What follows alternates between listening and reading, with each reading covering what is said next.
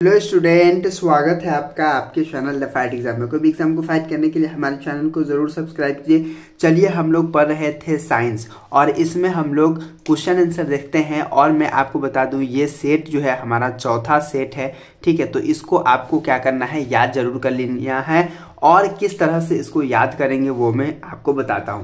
तो चलिए वीडियो को शुरू करता हूं और आपको बताता हूं। पहला प्रश्न है, विद्युत आवेश के दो गुण लिखिए। ठीक है, विद्युत आवेश के दो गुण क्या करना है, लिखना है। अगला प्रश्न है, कौन कौन से व्यक्ति नेत्रदान कर सकते हैं। कौन कौन से व्यक्ति है जो नेत्रदान कर सकते हैं, यानी कि नेत्र जो है दूसरे को दे सकते हैं। ठीक है। अगला प्रश्न है, शॉर्ट सर्किट क्या है। शॉर्ट सर्किट क्या है ये आपको बताना है।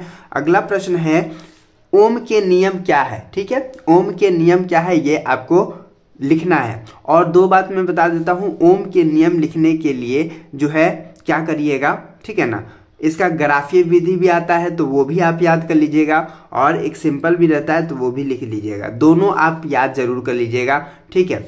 उसके बाद अगला प्रश्न है, विद्युत का सबसे प्रयोगात्मक लाभ क्या है। विद्युत का सबसे प्रयोगात्मक लाभ क्या है वो आपको बताना है, ठीक है। अगला प्रश्न है और बहुत ही महत्वपूर्ण प्रश्न है और बार बार एग्जाम में पूछे जाते हैं, ये प्रश्न आपको याद कर ही लेना है। देखिए, विद्युत विभव से आप क्या समझते हैं, विद्युत विभव से आप क्या समझते हैं ये आपको बताना है।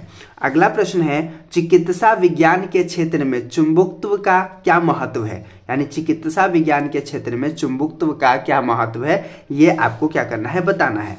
अगला प्रश्न है, उदासीनीकरण अभिक्रिया क्या है, उदाहरण दे। उदासीनीकरण अभिक्रिया क्या है, उदाहरण देना है।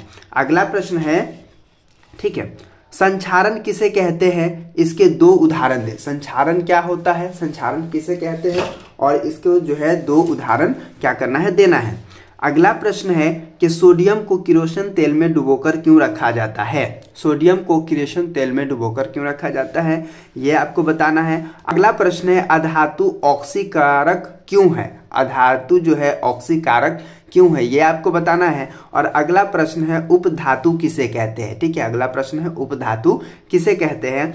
और आज हमारा लास्ट प्रश्न जो है वो है, लोहे की वस्तु को पेंट क्यों किया जाता है। तो लोहे की वस्तु को पेंट क्यों किया जाता है ये आपको बताना है, ठीक है। तो इस तरह से क्या करिएगा, ये प्रश्न है और इस प्रश्न को बड़े ही अच्छे तरीके से आपको तैयारी कर लेना है, बड़े ही अच्छे तरीके से इसे पढ़ लेना है। तो उम्मीद करता हूं कि आज का वीडियो आपको समझ में आ गया होगा। तो चलिए फिर मिलते हैं आपसे एक नए वीडियो में, तब तक के लिए बाय।